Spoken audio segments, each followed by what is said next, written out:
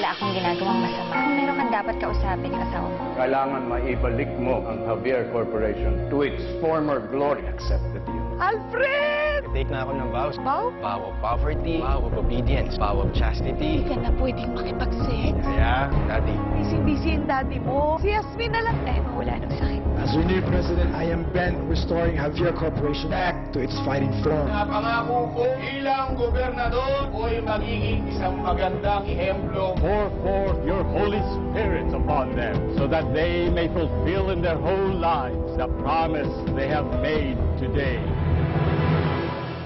Oliver. Okay. Congratulations, Mr. President. Thank you very much. I'm so proud of you. Yun lang? What? Pagkatapos kong ipangalandakan ng aking pagmamahal para sa'yo. What do you want? Oliver! We're in public. Well, there's no one walking, but someone might. Oh, private. Here. This is not private. This is private. This is public.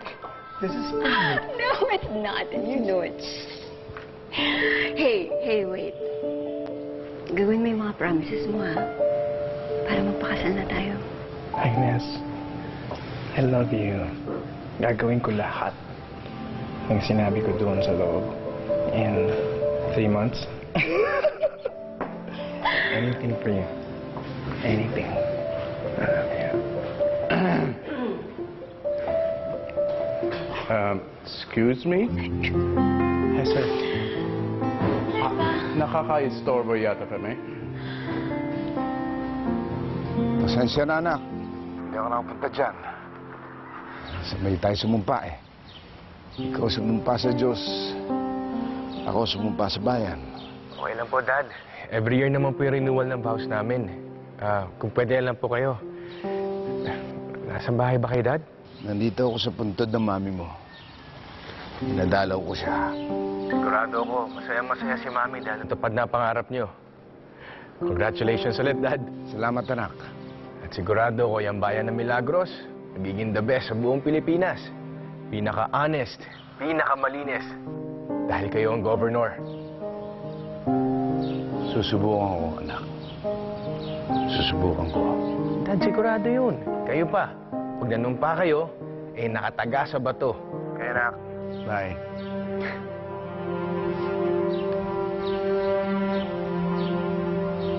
Susubukan ko, Cindy. Susubukan ko lang.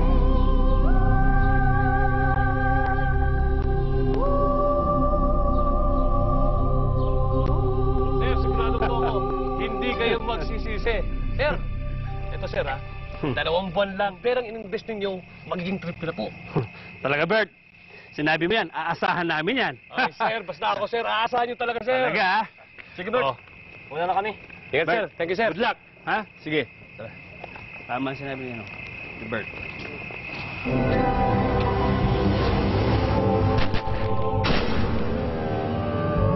Susubukan ko panatilihin busilak at malinis ang aking puso, ang aking isip, ang aking kaluluwa. Ano to? Regalo ng mga negosyante. Paunang bayad ko sa'yo. Sa utang ko sa'yo, na ginamit ko sa kampanya.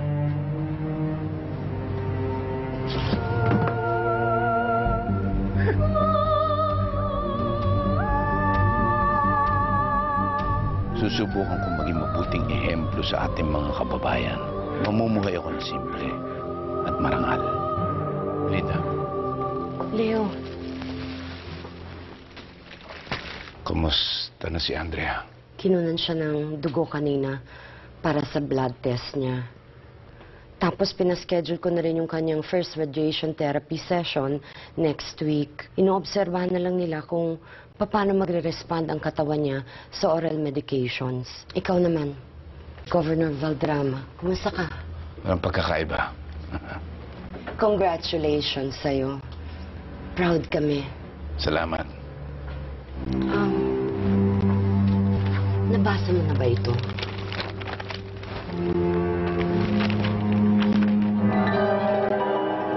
Sino ba sa kapit mo kay Ninong? Ang huling taong nakaaway niya ay si Bert. Iisip ko nga kung sino man ang gumawa niyan sa hayop na Bert na yun. Ang laki ng pasasalamat ko at ginanti niya si Marlon para sa amin. Sinabi ko naman sa'yo, darating din ang araw ng bird na ito. Naisip ko nga yung sinabi mo. Kaya sumagi sa isip ko, hindi kaya ikaw ang may gawa nito, Leo? Baka naman ikaw ang gumante para sa amin ni Marlon. Masyado ko naman mag-isip, Belinda. Ang importante, naiganti mo na si Marlon. Bunutan ka na ng isang tinik sa dibdib. Susubukan ko lang. Dahil kung minsan, kailangan mong pumatay para mabuhay. Kailangan mong magnakaw para makapagbigay. Hoy!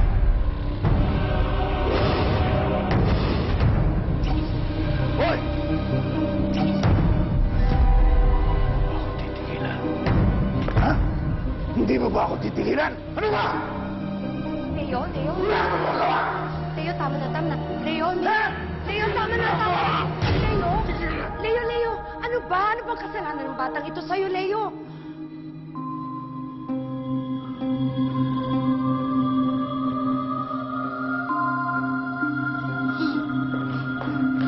Pasensya ka na, bata, ha?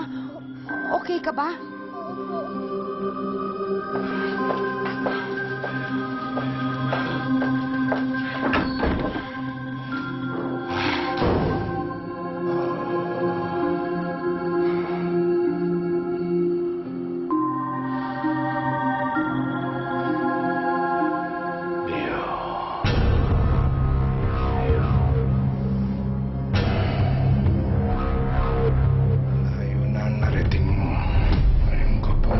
Konsensya, kasi mo ang loob mo. Hindi mo tapos ang laban. Wala naman tutulong sa'yo kundi ang sarili mo eh. Ito mo, wala na nga himinahan. Marami pang humingi sa'yo. Marami ka pa rin makakalaban. Kailangan mong labanan ng yaman sa yaman. Hindi natin sila makukuha sa santong dasalan. Kukunin natin sila sa sanggang basbasan. Mamamatay sila. Siguro nga kailangan sila mamatay. Ano malayo sa buhay. It's sometimes not a choice between good or bad.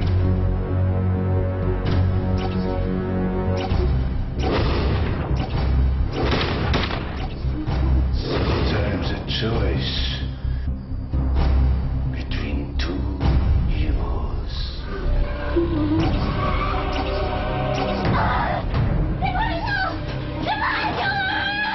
Mamili ka.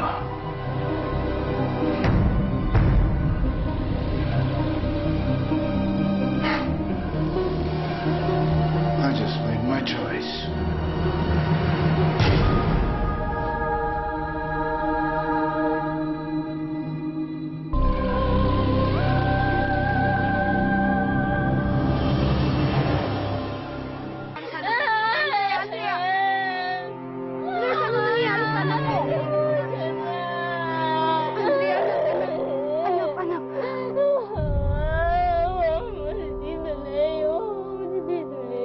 Si Tito Leo mo.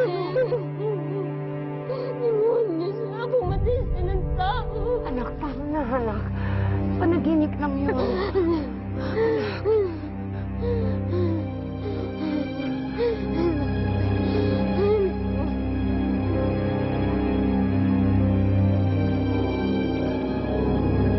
Nurse, maaari mapakitawag si doktor? Baka naman may hallucinogen yung gamot na pinapainom niya sa anak ko. Sige po. Anak, sa lahat naman ng mapapanaginipan mo, bakit si Tito Leo mo? Napakabuti niyang tao, anak. Paano siya magiging demonyo? Hey, Dad. Oliver, bakit ginawa mo sa akin ito? What's wrong? Nagpasyal ako sa mga supermarket and I saw with my own two eyes kung anong ginawa mo. Lahat ng mga produkto natin ng Falcone Industries, dinagay mo doon sa sulok-sulukan. Samantalang yung mga produkto ng Javier, saan? Naka-display sa bungad. Why did you have to do that to me? Dad. Okay. Okay. Sorry. May hinahabol lang ako, Dad. Where is your loyalty? Of course, I'm a Falcon. Are you serious? I am. Dad, kung ano yung pupunta sa Falcon, at kung ano yung pupunta sa Javier, Dad, sa'yo naman pupunta yun eh. Ikaw ang chairman ng dalawang kumpanya. What's the big deal? Dad, don't worry, okay? Hindi ko pababayaan ng Falcon. Promise. You know I'm committed to something. Please don't worry. Dad. Jasmine. Tingin ko sumabog yung pipe sa loob eh. Sayang yung tubig. Nagbabaha na doon sa loob. Sige ho, Father. Bukas po magpapadala po ako ng tubero tsaka mason. Sa ngayon po, gawan na lang po muna natin ang paraan. Maraming salamat, Jasmine. Kunti nila may kasama tayong arkitekto sa simbahan. Wala pong anuman, Father. Sasama ka ba sa mission walk natin sa San Jose? Opo, Father. Basta po mission work. Sasama po ako. I am so proud of you. You're amazing. I can't believe you did that. Ollie, kung yung asawa ko lang katulad mo, ay nako. Hindi, pero sa amin, ang lakad ko, ang lakad niya. Wala siyang pakialam kung ano ginagawa ko. Hindi ka nakinig sa akin eh. Joke lang. I know. No, I was kidding. Walang ibang sisisihin ko na yung sarili ko. I chose was this life, kidding. blah, blah, blah. It's not the man I'm gonna marry. I was kidding. But it doesn't matter about me. I'm just happy about you and Agnes. Thank you. Oh! Agnes! Oh my God! Wait, I got lipstick on your cheek. No, I just want to thank you so much. Dahil sa'yo, nagkakilala kami ni Oliver. Me? I didn't do anything. I just put the two of you in the same room together. That's your only genius. Okay, fine. I'll take credit for that. Kailangan mong gawin yun kasi hindi ko makikita. I'm just so happy for the two of you. And finally, my Ollie is settling down with the right woman. So when's the wedding? That's a good question.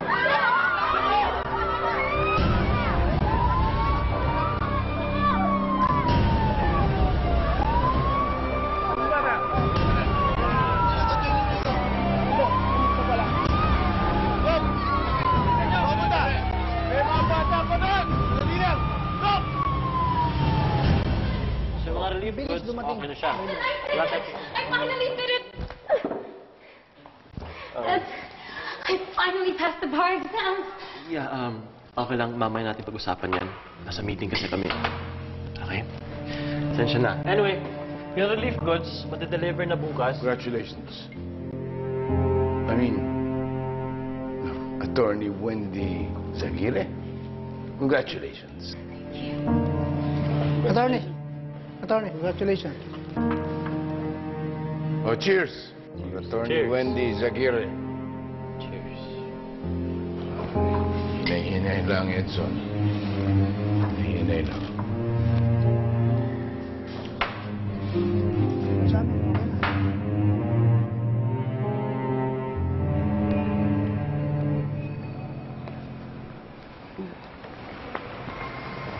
Ciao, Elena.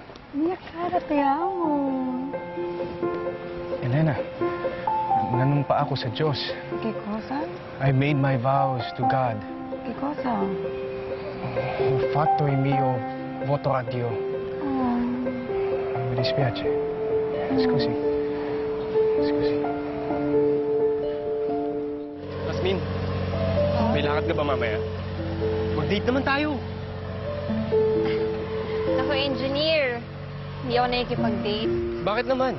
Dalaga ka naman. Binata naman ako. Oh. Strict ang parents ko eh. Arkitekto ka na, strict pa din ang parents mo. Huwag kang mag-alala, strict din naman ang parents ko eh. Pero pahig naman sila basta nagpapaalam ako. Sige na! Basta. Sige, engineer ha.